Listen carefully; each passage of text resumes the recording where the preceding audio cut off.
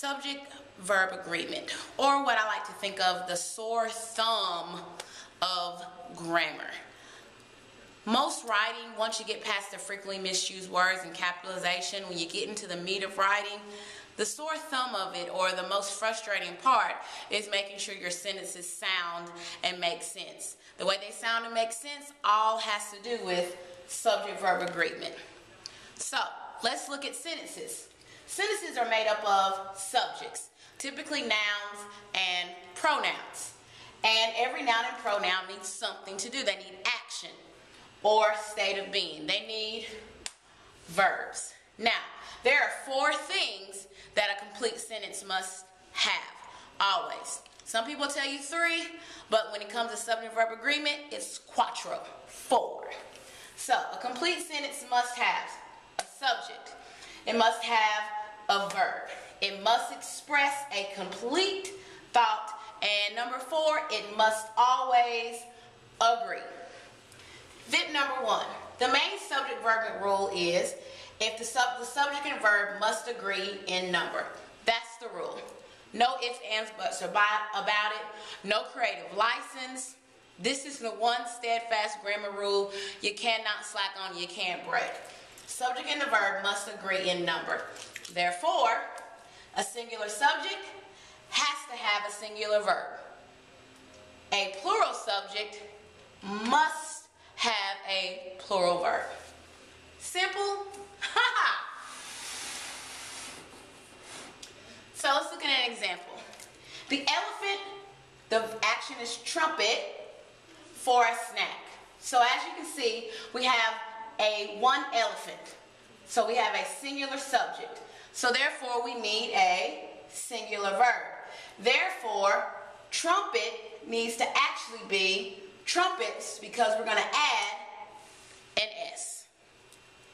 So the elephant trumpets for a snack. Singular subject, you need a singular verb, add an S to the verb. Let's look at the second example. The elephants trumpet for peanuts. So now we have 2 elephants. We have a plural subject. So therefore we need a plural verb. When you have a plural subject, only thing you have to do to the plural verb is leave it. So the elephants trumpet for peanuts. Vip number 2. So singular subject, singular verb, add the S. Plural subject, plural verb, leave it.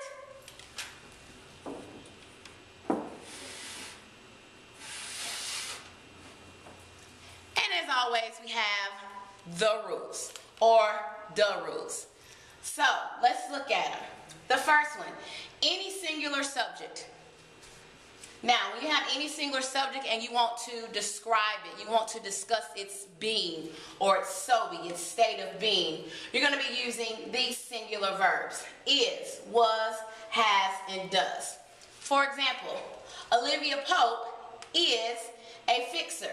Olivia Pope is my singular subject. Therefore, I need a singular verb. Or you could say, she is a fixer. He is a fixer. It is a fixer.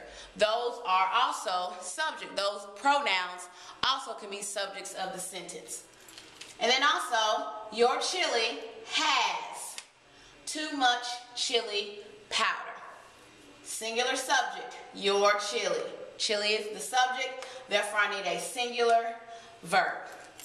Any plural subject needs a plural state of being verb when you're describing its being or its state. And the plural state of being verbs are am, are, were, do, and have. So, we were going to the movies. We is my plural subject. Or I could say Dan, Suki, and Kawanka were going to the movies. I have a plural, multiple subjects, therefore plural subjects, and I need a plural verb. Do you adore babies? Bam, I have my do. And then also look, I also still need my plural verb because it has to agree with my subject. The next one, sentences that begin with any, every, no, many, some, or each. Now when I say any, I mean like anyone, anybody, anything, any of those words, or no one, no thing, or someone, somebody. When those sentences begin like that, the verb always has to be singular.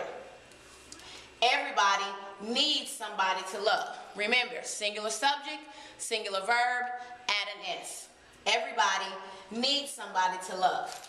And then just listen to it. Everybody need, that doesn't really sound right. Everybody needs somebody to love. Now this is a tricky one. Two subjects joined with either or, nor, either or, neither nor, or not only, but also. Now, it can be either singular or plural. The way you determine that is you choose the subject closest to the verb, and that's the subject the verb must agree with. So, not only the teacher, but also her students wish. The reason why I did wish and not wishes is because students is plural.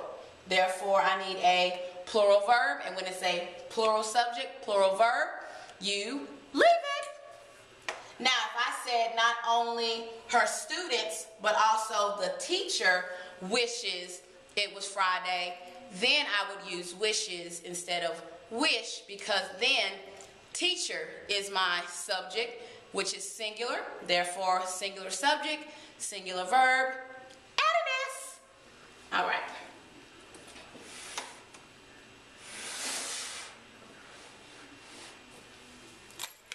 And lastly, the rules part 2.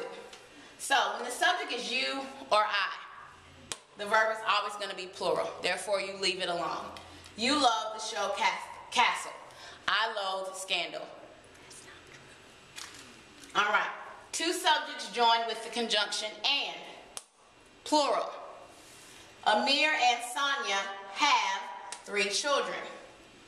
Amir and Sonia play with the 3 children. It's still going to be a plural verb. Subject ends in an S, so the subject may end with the letter S, like scissors. My scissors are not on my desk. It's going to be a plural verb. Last 2 VIPs. VIP number 3. Here and there are never subjects, so do not try to make the verb agree with the word here and there. They're not subjects. They're what's called indefinite pronouns or indefinite adjectives. And VIP number 4, ignore the prepositional phrases. You never want to make the verb agree with the object of the prepositional phrase. Let's look at a couple examples. Here, is or are the onion. So, you want to do the onion is my subject, therefore I need is. Here is the onion. In the fridge, is or are the red peppers. The red peppers is what's really my subject of this sentence. Therefore, the red peppers are in the fridge.